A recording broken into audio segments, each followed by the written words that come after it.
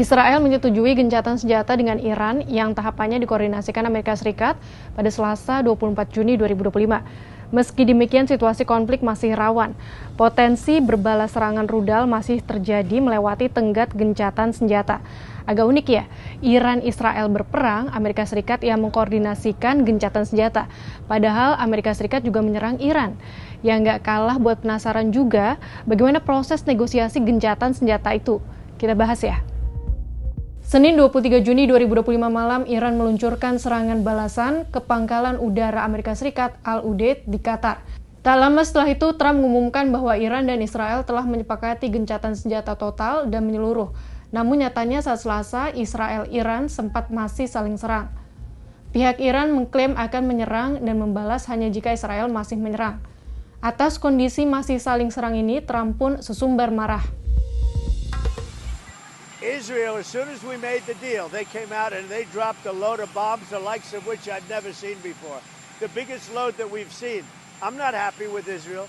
You know, when I say, okay, now you have 12 hours, you don't go out in the first hour and just drop everything you have on them. So I'm not happy with them. I'm not happy with Iran either.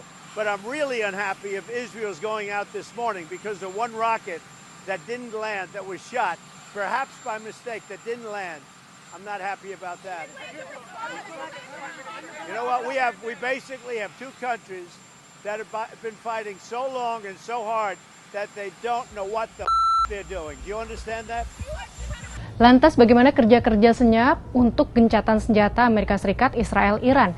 Nah, ternyata sejak Amerika Serikat menyerang 3 reaktor nuklir Iran pada Minggu dini hari, telepon berdering tanpa henti di Gedung Putih dan Departemen Luar Negeri Amerika Serikat.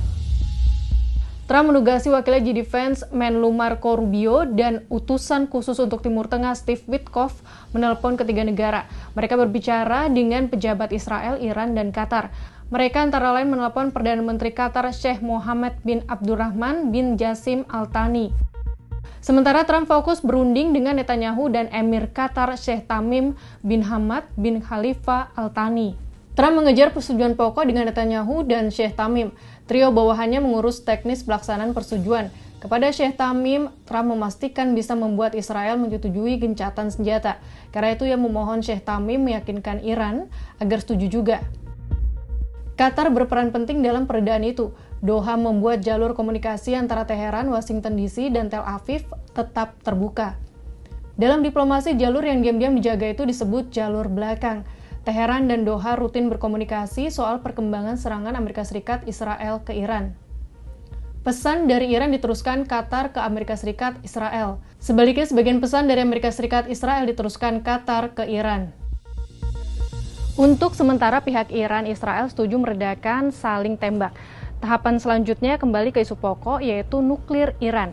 Amerika Serikat menuntut Iran tidak mengayakan uranium melebihi batas keperluan sipil.